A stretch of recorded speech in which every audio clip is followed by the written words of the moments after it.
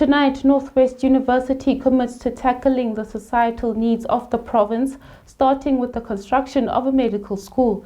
And Deputy President Paul Mashatile is in London and has delivered a lecture on South Africa's presidency of the G20. More on that coming up. Also tonight, new evidence is unsealed against Donald Trump in an ongoing election subversion case.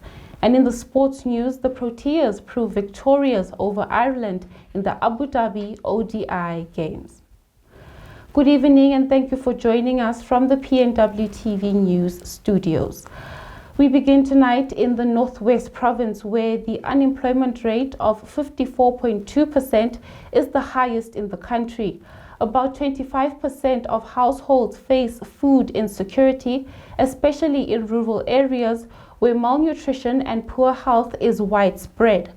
There is a lack of doctors, which is the lowest in the country, and only 30% of the province population has completed secondary education. Now, the Northwest University is committed to addressing the societal needs of the province by applying its expertise in areas where the province needs it most. The Northwest University is in the process of establishing the country's 11th medical school, which will produce skilled general practitioners to support the province's ailing health system. This is being done in collaboration with the Northwest Department of Health and relevant industry sectors. The Northwest University Council also approved the establishment of a task team on the proposed Northwest University School of Mining and Engineering in the university, as it has the necessary skills and expertise to develop and enhance the sector. The university is exploring the possibility of establishing a veterinary school which would work alongside the university's subject group Animal Health and Agriculture program, amongst others, to make food security a priority. Now, more news on animal health, as wildlife across the planet faces unprecedented challenges, from habitat destruction and illegal wildlife trade to climate change and human-wildlife conflict. Now, according to the World Wildlife Fund, nearly 60% of global wildlife populations have declined since 1970. As the world unites to celebrate the World Animal Day on the 4th of October, Eco-Training, Africa's leading field guide training institution, has renewed its call for greater global action to protect wildlife. The World Animal Day Eco-Training challenges you to take the next step in your wildlife journey. Whether you're passionate about birding, wildlife photography, or simply eager to learn from home, Eco-Training offers something for every nature lover. You can head on over to Eco-Training's website to discover the available courses. We go now to London, where Deputy President Paul Mashatile has delivered a lecture on South Africa's presidency of the G20 at the School of Oriental and African Studies University. The Deputy President spoke about the leading trends in the world, such as globalization and instability. As we gather here today, we all know that there are major mega trends that are influencing the world, including globalization, geopolitical inequalities, environmental crisis, climate change, demographic changes, and also technology convergence, but more seriously, poverty and wars. Let's look at some of the statistics. The current global population is estimated to be 7.7 billion people. However, forecasts indicate that it will grow to 8.5 billion by 2030 and 9.7 billion by 2050.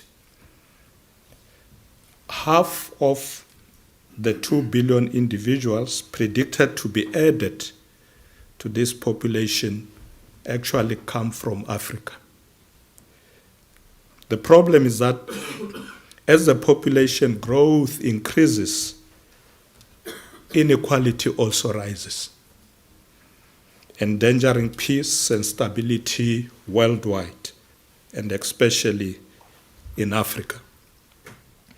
Furthermore, the world is rapidly urbanizing, with predictions that 70% of the world's population will reside in cities by 2030.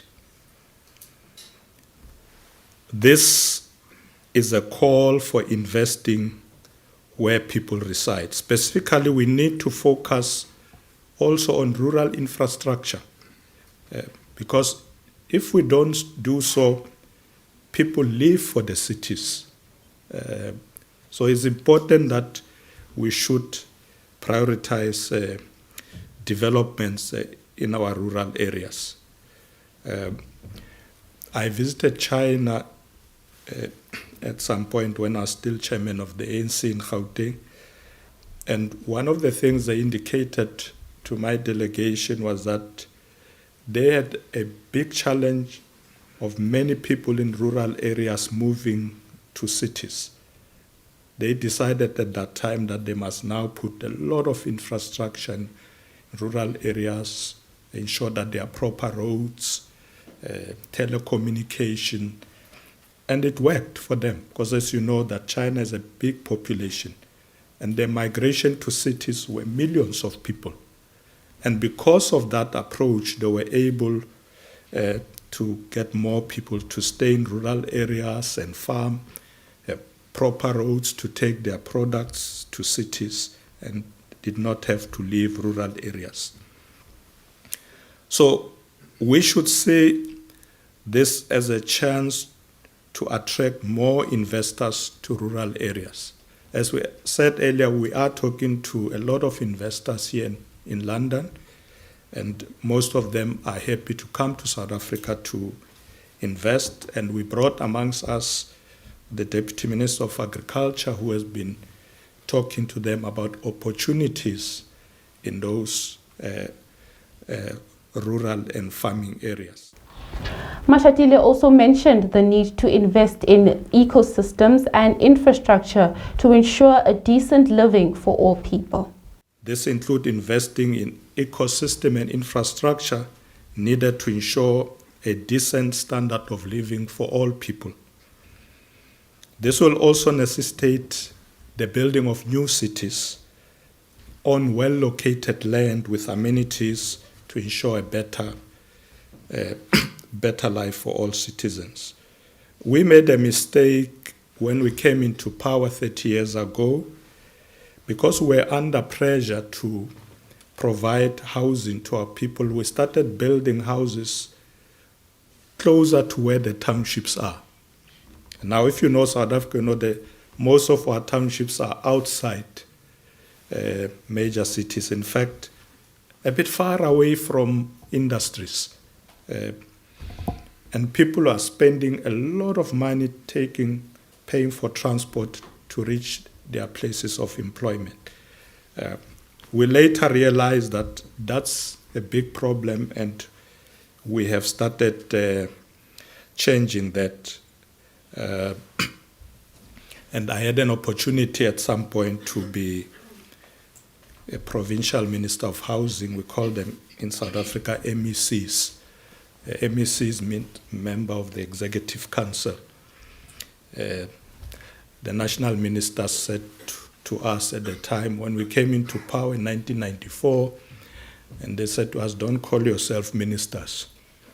You are MECs." So we couldn't use a word provincial minister or anything. They said, "Don't touch." So we were MECs. We are still MECs if you are in a province. So I happened to be an MEC for housing, and we started turning that around and started identifying well-located land closer to industries and building houses, and including social housing, because the subsidy from the South African government focused on people who were at the low end.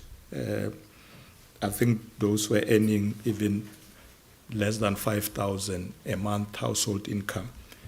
And there was a gap. Those who were earning a bit more than that, 7,000, 8,000 a month, but can't get bonds from banks, were left out. So we started introducing solutions to address people who were in that gap market so that they can also get housing. And that necessitated us to build a lot of social housing, including flats. South African people did not like flats, and not like here in London. Everybody wanted their yard and so on. So we had to say to people, look, there are many people who need housing. We had to start building flats through social. The Deputy President is currently on a working tour of the UK and has done various lectures and appearances. Now on Tuesday, the 21st of October, the case of missing Joshlin Smith will resume in court. This comes after the case against the 4 accused in the disappearance of the minor was postponed after the state found new evidence. Joshlin's mother, Kelly Smith, her boyfriend Jacqueline Apollos, Stefano van Ryan and Laurentia Lombard appeared in the Vredenburg Magistrate Court on charges of trafficking for the purpose of exploitation and kidnapping. 6-year-old Joshlin Smith vanished from her home in Saldanha Bay on the 19th of February 2024. At the time of her daughter's disappearance, Kelly Smith told police that she could not find the child when she had returned home after being out for the day. In March, the state prosecutor said the 4th suspect in the case, Laurentia Lombard, had confessed without saying what she had confessed to, as he could not give further details. Lombard was allegedly the last person to see 6-year-old Joshlin before she disappeared. Now the case has been postponed to the 21st of October and the accused were remanded in custody until then. The magistrate has marked the postponement as the final round of investigations. The attorney representing the accused told the court that the defense would object to any further postponements made by the state. Well, those were the leading stories. It's now time for international news.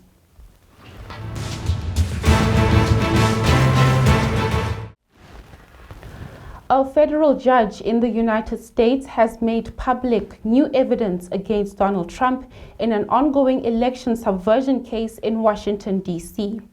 Judge Tanya Chutkan unsealed a 165-page court filing on Wednesday that details the prosecution's argument that Trump, in his final months as president, acted in a private capacity to overturn the results of the 2020 election. The filing is the latest effort by Special Counsel Jack Smith to illustrate how presidential immunity does not apply to Trump's actions. It presents perhaps the most complete case yet of the 78-year-old's efforts to cling to power as his term expired. The brief also relays numerous interactions in which the former president was told repeatedly there was no evidence his 2020 election battle with Joe Biden was rigged or stolen through massive voter fraud. This was as Trump had repeatedly claimed. It also arrives barely a month before the 2024 election as Trump seeks a re-election once more. Well, that's it from the global news. Let's get the latest in business.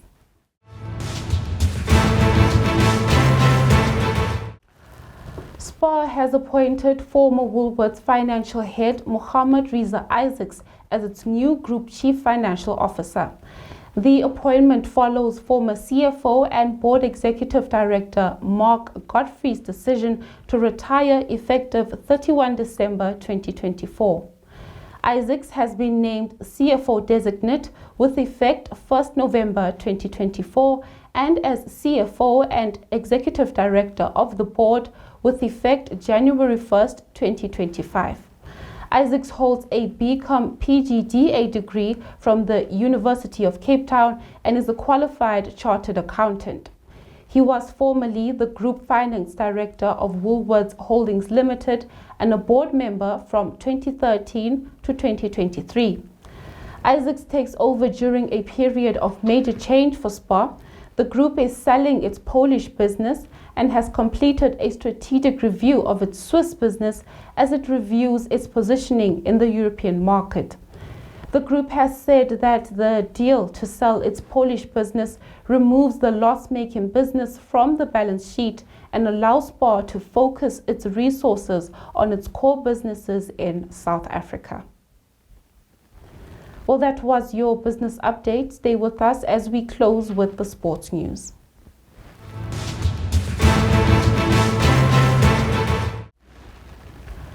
The latest in the UEFA Europa League, Manchester United travels to Portugal to face FC Porto at Estádio do Dragão tonight at 9 p.m. South African time.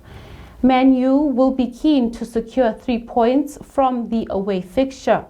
They remain in 20th place in the Europa League standings. Porto opened their campaign in the tournament with a 3-2 defeat against FK Bodo. Now, Turkish outfit Fenerbahce aim to extend positive Europa League run against Twente. Under the helm of legendary manager Jose Mourinho, Fenerbahce's mission remains clear to clinch the Europa League title and earn a coveted Champions League spot next season. This is in the UEFA Conference League. Chelsea will aim to start the UEFA Europa Conference League campaign on a high when they welcome KAA Gent to Stamford Bridge on Thursday night.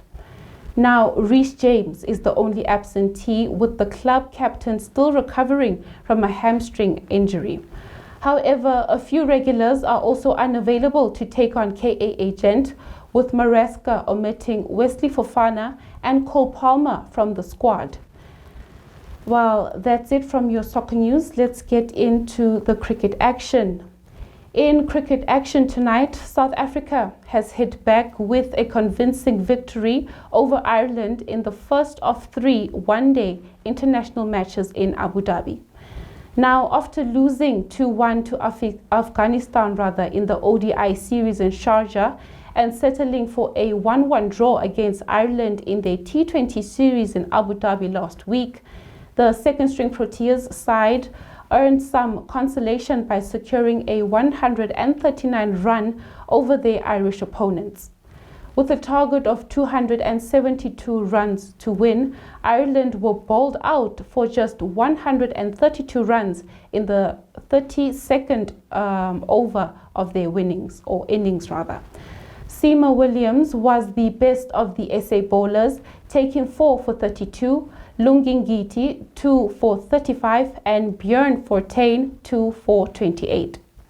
Opening batter Rickleton bashed 92 runs of 102 balls, and opening partner Tristan Stubbs hit 79 of 86 deliveries.